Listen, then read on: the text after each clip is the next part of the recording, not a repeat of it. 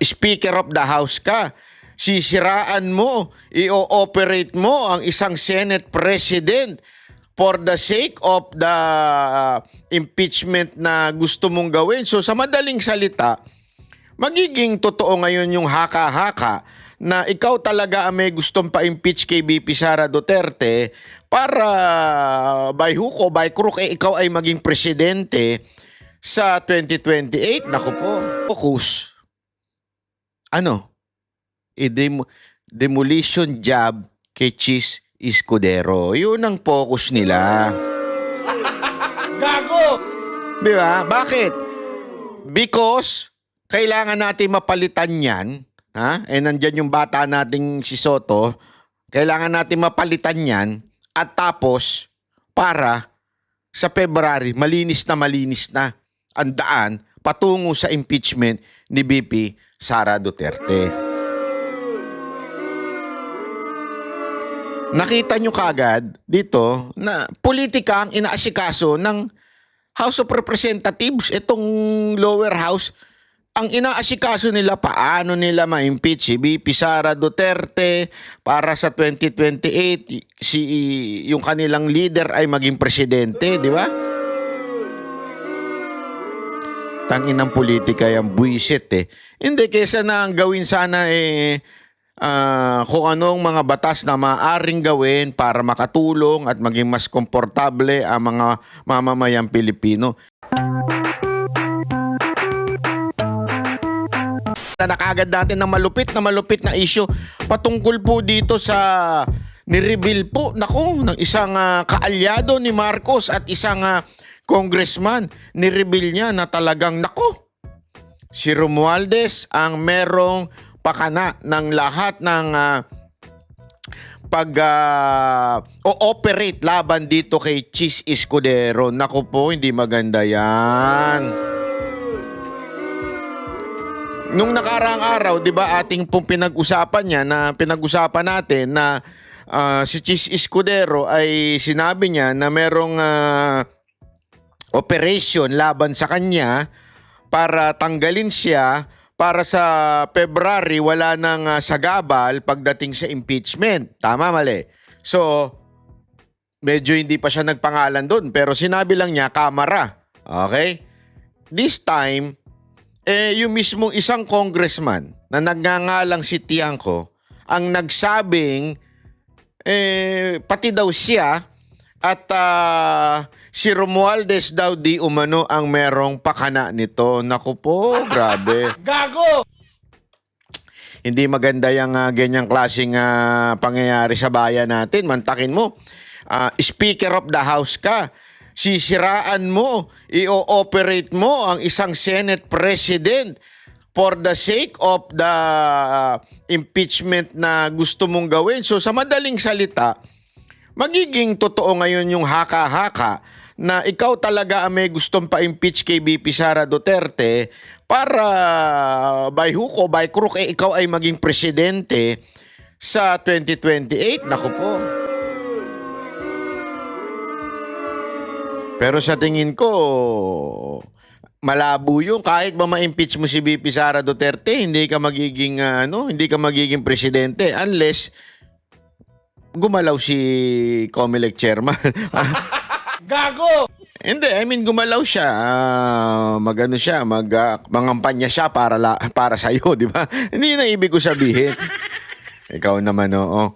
Anyway, panoorin po natin ito kasi matindi ho itong sinabi ho ng isang kongresista na kakampi ng ni Marcos.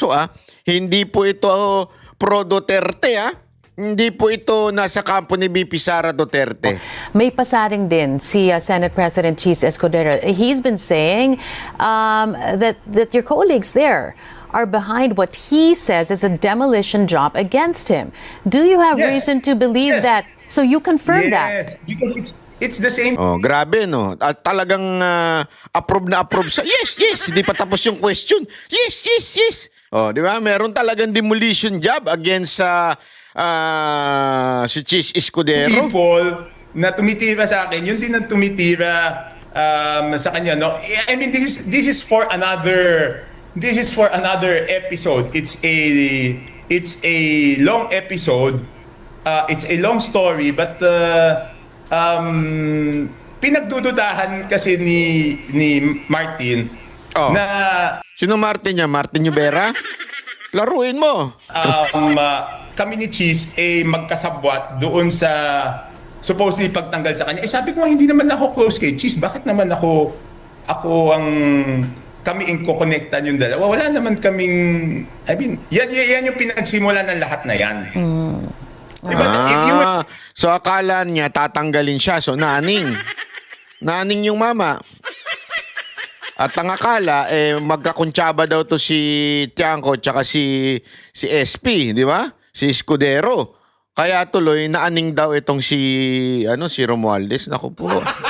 Gago! Hindi maganda yung ganyan. Yung mga naaaning, alam naman natin ibig sabihin yan. Oh.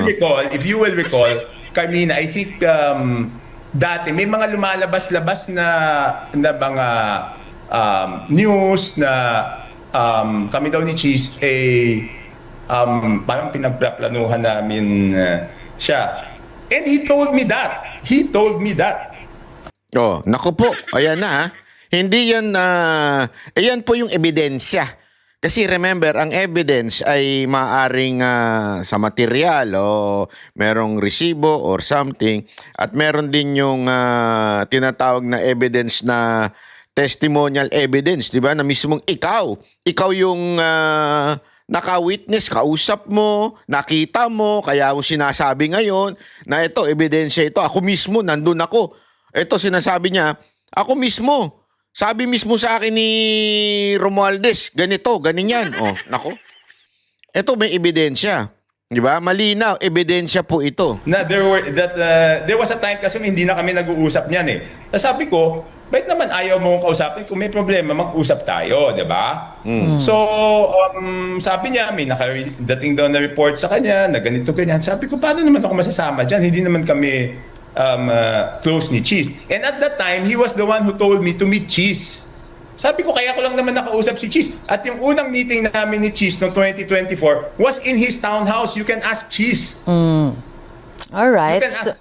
Sabi niya kasi sa akin, kausapin mo si Cheese kasi may mga idea siya at tungkol sa kampanya. So, willing siya tumulong. Kaya ako naman, sige, okay, that was before the elections. So, doon pa kami nag-meeting sa townhouse niya sa Polo Club.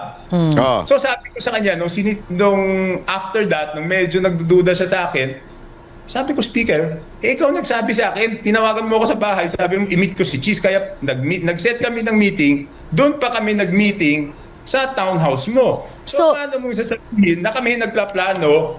Grabe ka praningan niya, ha? Hindi, mantakin mo. Sinabihan siya na, oy, sabi daw ni Romualdez, according to Tiangco, sabi daw ni Romualdez, oy, kausapin mo si Cheese, tapos mag-vlog kayo. Mag-collab kayo. Hindi. Sabi ni Romualdez, mag-usap kayo ni Cheese. Kasi may idea siya sa campaign. Nag-usap daw sila. Excuse me. At doon po sila nag-usap. Mismo doon sa, parang sa lugar mismo ni Romualdez. So alam ni Romualdez. Siya nag-utos, doon pa sa lugar niya. Tapos biglang napraning na, oh, ba't kayo nag-uusap? Pinagpaplanuhan niyo ako? Grabe, alam mo, may tawag dyan. Hindi, may tawag dyan. Gago! Yung papraning-praning ka, may demonyo ba dyan sa likod? May pulis. Hindi, kasi ano ba namang klase yan, di ba? Anong klaseng kapraningan yan? Laban sa iyo, ikaw nagsabi, i-meet ko si Cheese para doon sa 2024 campaign. So malinaw po dito sa pag-amin mismo ni Cheese Escudero, ni Tiangco, na merong demolition job laban sa kanya at laban daw kay Cheese Escudero. Bakit? Kasi nga daw, pinagbibintangan sila. Sila po ay pinagdududahan. Napapraning sila na pinagplanuhan nila to si Romualdez na matanggal bilang speaker. Nako. Mga praning. Mahirap yung mga ganyan, ha? So mismo dito, tama yung sinasabi ni Chis Escudero na meron talagang demolition job laban sa kanya. And yung isa sa mga purpose nun, para ho sa February, wala nang sagabal pagdating sa kanilang, alam niyo na, sa kanilang plano na i-impeach si VP Sara Duterte. Grabe talaga, no? Alam niyo mga kababayan, ito yung mga bagay na nakakainis kasi halimbawa, ngayong araw na ito, di ba, yung Senado, nagkakaroon ng hearing patungkol po dito sa online gambling na ito'y non-political but a real social problem. Actually, crisis na nga ho ito. Social, crisis na ho ito sa Pilipinas, yung online gambling. Bakit ho kanyo?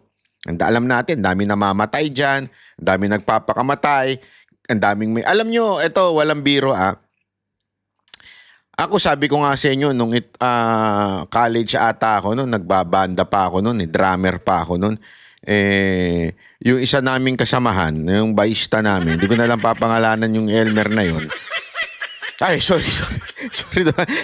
Sorry naman. Hindi ko na lang papangalanan, ha? Mahilig mag-aya yung pagka-after ng gig namin. Tara, punta tayo sa casino. Tara, nasubok lang ako. Kasi wala namang di ba? Bisan yung peer pressure, yung hindi ka naman matahilig talaga diyan, pero sige na nga, sama lang ako, wala akong magawa, ganyan. Sama ako. Aba, wala pang 200, 300 ang nataya ako, kumita na ako ng 6,000. Sabi ko, ayop to maganda itong negosyo Ganun kagad yung perspective ko kasi negosyante ko sabi ko, magandang negosyo to, mantakin mo 300 lang ang investment mo. 6,000 ang kikitain mo. Di ba? Mga ganyang thinking Tapos sabi ko, magkano lang ang sahod ko ng pagiging drummer. Wala pa sa kalahati. Di ba? Ay, sabi ko, maganda to. Maganda itong diskarte sa buhay na to. So, kinabukasan, ayun, nanaluli ako. Mga 4,000 na lang. Sabi ko, pwede. Mantakin mo, araw-araw ako. Binilang ko na kagad. 6,000, 4,000. Malay mo, 3,000 sa susunod. So, kahit pa paano, kikita ako ng higit pa doon sa trabaho ko. Hanggang di pumunta ako sa susunod na araw, hanggang naubos na yung yung bagang, ewan ko bakit yung machine nakikilala nila yung mga bagong salta. So, natalo na ako doon sa mga susunod hanggang binabawi ko na.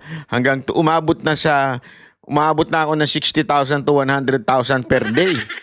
Na binabawi mo. Hindi, mababawi ko yan. Pakutang muna, mababawi ko yan. Alam mo, hanggang, hindi naman katagalan, mga ilang buwan lang naman din yun, na talagang gano'n na yung naging lifestyle ko. Somehow, naubuso yung ipon ko, di ba? Mantakin mo, gano'n ang lifestyle mo, lagi kang talo. Mababa na yung talo na 20,000 kada araw. So, noong una, nananalo ka ng 6,000. Tapos bigla yung mga susunod na 20,000 na natatalo mo. Ano ibig ko lamang pong sabihin? Yan sasadyain mo pa pumunta sa casino.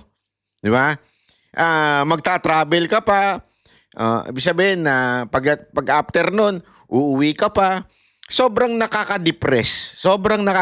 Pagka ubus at natatalo ka at nauubos, uuwi ka, walang pera, marirealize mo, shit. Grabe yun pinagpaguran ko ng 1 linggo, 1 buwan, ubus kagad ng 3 araw, ganun. Mga ganun kagad yung mo. Talagang mawawalan ka na ng pag-asa. Yun, sasadyain mo pang pumunta. How much more yung mga kababayan natin that they can no longer afford rice, hirap na sila sa pagkain, kulang na kanilang sahod, and yet, nasa kanilang cellphone, isang dot-dot mo lang, di ba? Matatalo ka na. Di ba? Ano ibig sabihin? Bakit ko dinidiscuss ito? Kasi yun ang pinagtutuunan ng Senado. Ang Senado, ang gumagawa ng solusyon, kaya nga ang init ng ulo nila dito sa bagay na to, kasi marami na itong napapatay, marami nang nagpapakamatay, marami nang nagiging resulta ay krimen dahil sa nagkakautang-utang. Kaya ito ay krisis na sa Pilipinas. And the Senate is focusing on this. while the Congress o the House of the Representatives, di ba? Ang House of Representatives, ang focus, demolition job kay Chis Escudero. Yun ang focus nila.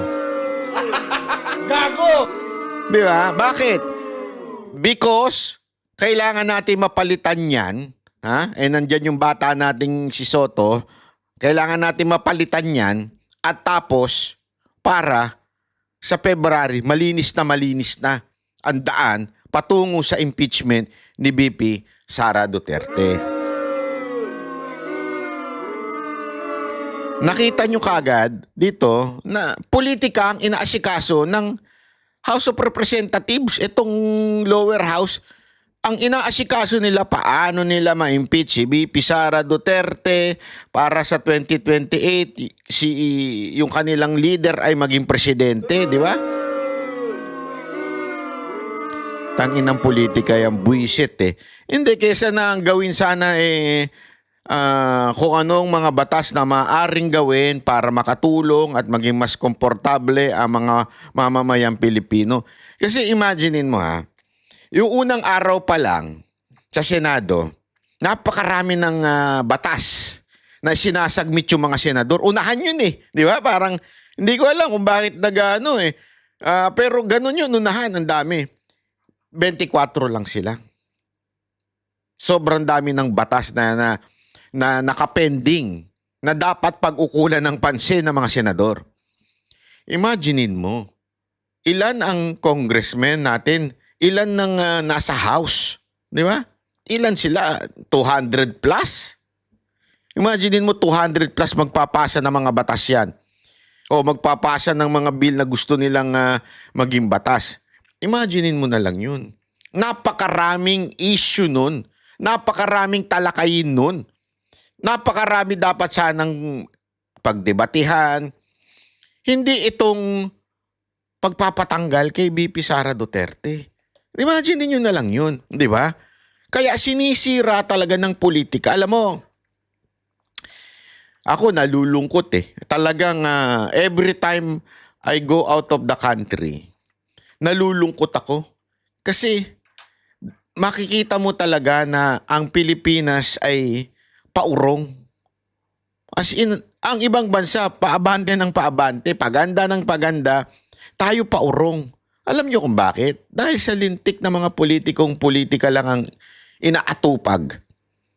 Instead na yung kapakanan ng mga mamamayan nila. Alam mo, ako, sabi ko nga sa inyo, mula noong ako'y kolehiyo o yung after college pala, na nagmamanage na ako ng entertainment, naikot ko na mundo As in, lahat, Middle East, UK, etong Europe, napuntahan ko na ito. Amerika, Asia, naikot ko na. Nakakalungkot lagi Bakit kanyo? Even if sometimes, di ba, ang sarap-sarap sa ibang bansa, happy-happy, walang traffic. Alam mo yun, dito talagang tuwan-tuwa ako, di ba? Nag-rent pa nga ako ng Vespa Bakit? Bakit Vespa ang nirent ko? Ba't hindi ako nag-rent ng big bike? Una-una, okay lang kahit Vespa. I mean, sa Pilipinas, pagka mas maganda naka-big bike ka, at least less ang sita, di ba? Kasi bakit? Yung mga power trip. Pag maliliit, pinagpa-power trip nila. Pero pag mga big bike, medyo ilag sila, lalo na kung naka-BM ka, di ba? Ganon dun Dito, walang ganon. Pantay-pantay kayo, kahit nakabisikleta ka. As a matter of fact, yung bisikleta nga dito, prioridad pa Talagang meron silang sariling linya, may sarili silang stoplight. As in, may sarili sila at huwag kang haharang doon. Subukan mo humarang doon, yari ka doon. Ganon katindi ang sa ibang bansa, di ba? Sa atin, utang ina, may bike lane, di naman ginaayos. Hindi, di ba? Alam niyo yun, may bike lane pero dinadaanan din naman ng motor. May bike lane pero may mga benta diyan sa tabi-tabi, mga tindero, tindera. May bike lane pero nakaginawang paradahan ng jeep. I mean, paurong tayo Yung ibang bansa, mga kababayan, nini-encourage na lang talaga nila na total electric na. para talaga nga namang mag-survive, hindi na nakadepende sa Middle East, kung ano man yung kalakalan doon.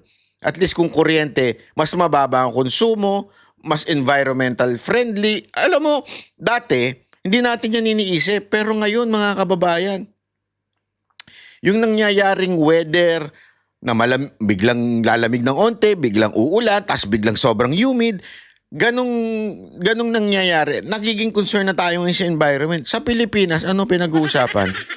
Tangina, i-pick upin yung basura. Hindi, nakikita ninyo. Dahil sa mga lintik na politiko, ayaw bayaran yung mga basurero. Ang problema natin, paano pipick upin ng basura? Di ba paurong? Dapat noon pa yan eh. Ngayon paurong. Ganong katindi ang Pilipinas. Bakit? Dahil nga po sa mga politikong walang iniisip kung hindi magnakaw, maging ma-retain sa posisyon, at magkaroon ng flood control project. Pag walang basura sa karsada, walang flood control project. 'Di ba? Yan ang totoo.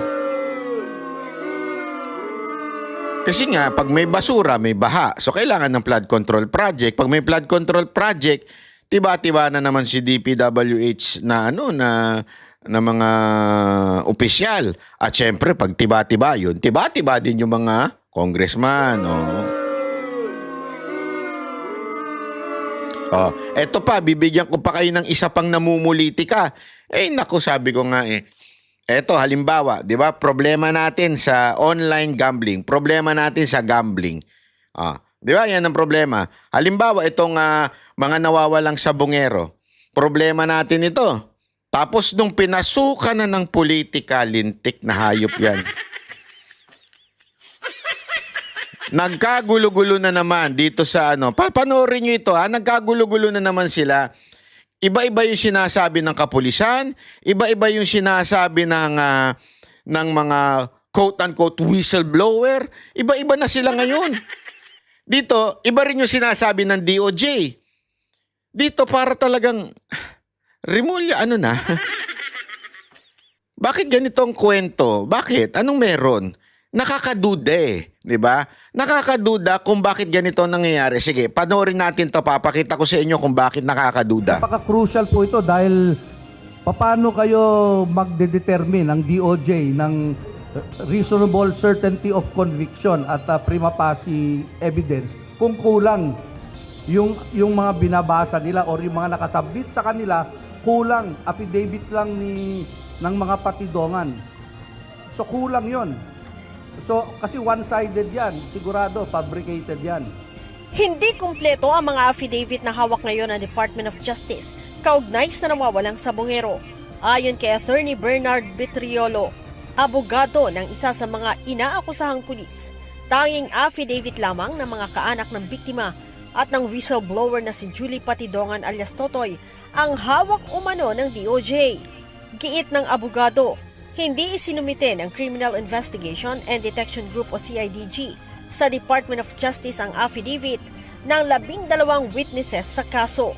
So ang tanong namin, paano may evaluate ng DOJ na parehas, patas at equitable, impartial ang mga darating sa kanilang papeles o affidavits na iimbestigahan nila kung kulang ito.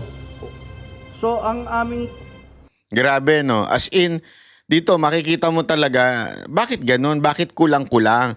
Di ba kaya nga dinadala sa husgado? Ang dahilan po dyan, because lahat po tayo ay may due process. Di ba? Paano nga yung magkakaroon ng due process kung ang isa sumite sa DOJ ay kulang-kulang po? Hindi ako nagsabi niyan, siya po. So ang ibig sabihin mga kababayan, bakit hindi sinusumite lahat? Para makita lang yung isang side? Yun ba ibig sabihin nun? request sa CIDG ay dalin doon. Ang bagong pamunuan ng CIDG, inaming may natanggap na mga affidavits noong nakaraang buwan mula sa 12 witnesses, subalit hindi aniya ito dumaan sa tamang proseso ng investigasyon. Ibig sabihin, hindi investigador ng CIDG ang nagtanong sa witnesses para mabuo ang affidavit, kundi ready-made na ito na ibinigay sa kanila. Grabe, no?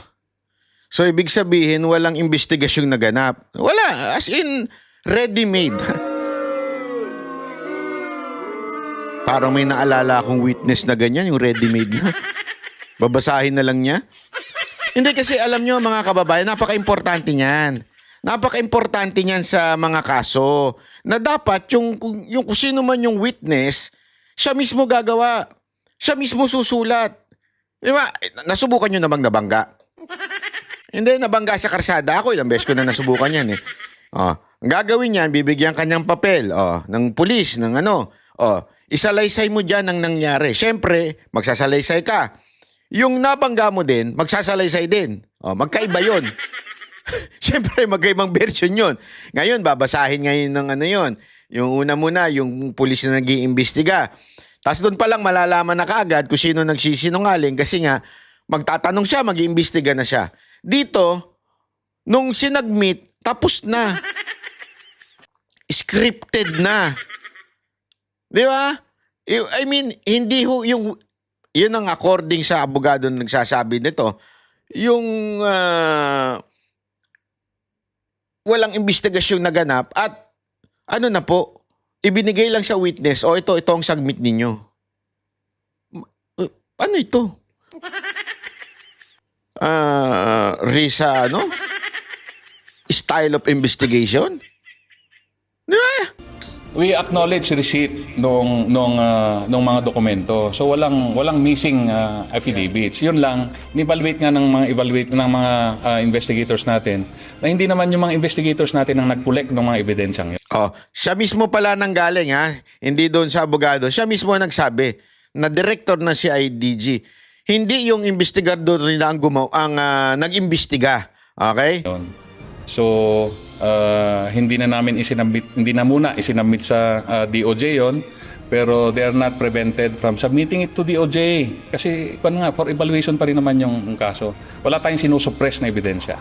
Sa isang pahayag, sinabi naman ng DOJ na kahit pa nagsumite ng mga affidavit ang CIDG sa kanila, wala naman itong masyadong malaking timbang dahil ito ay galing sa panig ng mga dumidepensa sa kaso.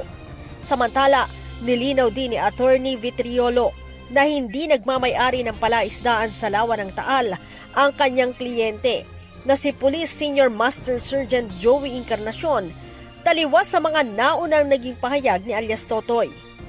Doon sa palaisdaan, meron po kaming certification ng dalawang LGU, yung Laurel at Talisay at yung DNR. Pangalawa, yung mga petsa na sinasabi ni Don Patidongan na doon nangyari yung pagkawala ng mga sabongero ay nasa schooling po ang aking kliyente. Meron po siyang certificate from May to November. Nasa schooling po yung aking client sa confined sa Camp Vicente Lim. Iba pa ito ha. So meron daw siyang certificate. Yan ang ihaharap niya ngayon sa judge. Kasi yung isa daw sa kanilang mga pulis, kasi may schooling, tuloy-tuloy ang schooling ng mga pulis eh. Dito, meron daw ebidensya siya na naandoon, nag-i-schooling, naka-in-house yung pulis, paano magiging sangkot ng pagpatay. At iyon po ay pirmado daw na siguro ng kanilang supervisor o whoever na authorized doon. Pero yun daw. At pangalawa, yung sinasabi ni Patidongan na kesyo yung pulis daw yung may-ari nung malapit na lugar doon sa lake, meron din silang certification mula sa LGU na hindi pagmamay-ari ng pulis yung lake na sinasabi naman ni Patidongan. Naku po, mahirap to. Ako talaga medyo... iba kasi minsan ang kwento ni Patidongan compare sa kwento minsan ng kapulisan at minsan ko tulad nito, nagkakaroon ng conflict eh. Kaya nga alam mo, medyo nung una nagdududa na ako doon na base lang naman sa aking obserbasyon. Para ako nagdududa kasi parang wait, ano ba? May something dito, hindi ko magets. May something dito na ang ingay-ingay sa social media, ginamit yung mga exclusive ng GMA. Tapos ang tagal bago mag-submit ng kaso. 'Di ba? Parang anong gustong palabasin nito? Parang ganun eh. Tapos iba-iba yung minsan yung kwento na iiba. Titignan natin. Ako, hindi ko po hinuhusgahan yung si Patidongan na sinungaling, ha? Pero wag din nating husgahan po itong side naman nitong mga kapulisan kasi alam mo, uso na ngayon yan eh. Uso na talaga ngayon, nagipitan sa pagdating po sa sa mga kaso. Uso na po yan eh. Again, hindi ko sinasabing hindi guilty si Atong Ang, hindi ko sinasabing hindi guilty itong mga pulis, pero maging aware lang tayo kasi sa Pilipinas, usong-uso na ngayon to, yung imbento kaso, yung tanim kaso. Naku po, pagkakalaban ka sa negosyo, kalaban ka sa politika, yung mga nasa likod, alam naman natin eh, mga kababayan, etong grupo ni Atong Ang, ito hindi naman po iisa lang eh. Ito'y marami nga sila, ika nga. Maraming mga politiko dyan. O maraming mga mayayamang tao dyan na maaaring merong kalaban sa politika o di kaya may kalaban sa negosyo. At ngayon, sila yung nasa kapangyarihan, baka ino-operate sila ngayon na malaglag sila sa negosyo tapos eventually magmayagpag. Kasi same pattern ng ginawa na yan. Una kay Tebes, di ba? Kita natin yan. Same na same yung pattern eh. Pangalawa, yung sa Pogo. Ako, against akong Pogo ha. Ulitin ko, against ako. Pero sobra nilang inoperate, as in, sobrang operation, sobra yung perception na lahat, the entire is masama. O sige, masama. Ako masama sa akin dahil siya ay sugal. Okay? Pero tinanggal yon, ano naging epekto? Na mayagpag yung mga local gambling sites. Sabihin yung mga, di ba, before Pogo. Natanggal nga lahat ng Pogo na mayagpag ang Pigo. Di ba may mga balita nga, yung Pigo na yan, pagmamay-ari yan ng ilang congressman, yung sabihin ng Pigo, yung mismong mga Pilipino na gambling. Di ba? Yung mga ngayon, yung pinupuna ngayon na Senado, yung online gambling, isabong, mga ganyan. Pinupuna. Ngayon, posible kaya, ito'y tanong lang posible kaya na itong si Atong Ang, meron sariling sabong at meron siyang nakakalaban na ibang sabong na kakumpetensya niya. Di ba? At baka itong isabong na ito, baka din merong kapit. Hindi natin alam. So para mawala ang kakumpetensya na si Atong Ang, kung ano-anong gagawin na. Hindi natin alam. Again, hindi ko sinasabing hindi guilty si Atong Ang pero hindi ko rin sinasabing guilty siya. Let the court say that kasi presentation of evidence. Dinidiscuss natin to kasi dito pinapakita tama yung sinabi ng pulis. Yung pulis mismo nagsabi, una sinabi ni attorney, tapos kinonfirm nung CIDG director na ganun nga ang nangyari, na hindi galing sa kanila yung investigasyon. Dumating na lang daw na may dala ng mga sinumpaang salaysay. Walang investigasyon na ganap. So minsan, yung mga irregularity na ganun, yung mga hindi standard na nangyayari, nakakaduda. Yun ang po ang ating sinasabi.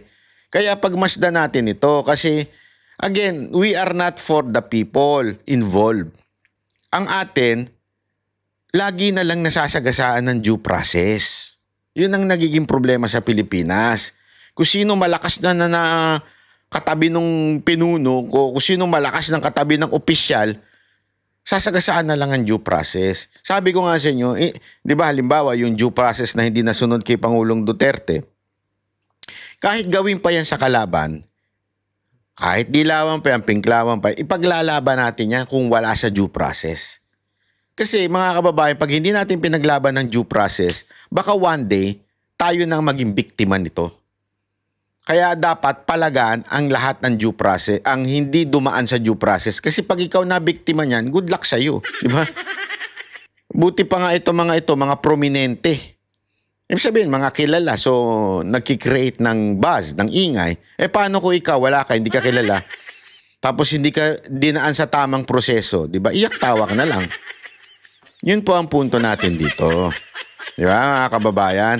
So, sana po mabigay ka konting linaw sa atin ito at sana po ay bantayan talaga natin yung mga ganitong issue dahil po ito'y concern ng bawat isang Pilipino. Ako, sa akin kasi, alam nyo, tayo rin ay dumadaan sa ilang mga legal battle, ika nga. At pag nakikita ko, tinatanong ko sa mga abogado, tama ba itong ginawa? Tama ba itong ginawa sa akin? Ganito. Sumasagot sila na hindi yan pangkaraniwan. Ibig sabihin, hindi yan hindi pangkaraniwan yan ay medyo may something na napaspas, binilisan. Sabi ko, bakit ganun? Akala ko ba meron tayong batas na sandigan para dapat ito'y sundin, di ba? Parang ganun sabi nga, minsan yung batas na yan, nabubutas yan. Depende kung sino nakaupo. Yun ang totoo di ba? Gago! Ngayon itong mga pagkakataon na ito, na lahat talaga, halimbawa na lang yung mga demanda ng mga vloggers, di ba? Hindi lang naman po ako, napakarami namin dinimanda. Na sana ay walang first time in history na dinimanda mga vloggers, di ba? Akala ko ba freedom of speech? Pero ano itong freedom of speech? Para sa inyo lang? Pagka mga Duterte supporter, nawawala na yung freedom of speech? Mga hindot kayo? Hindi, yun lang di ba? Sana, ito'y ating bantayan mga kababayan. Okay?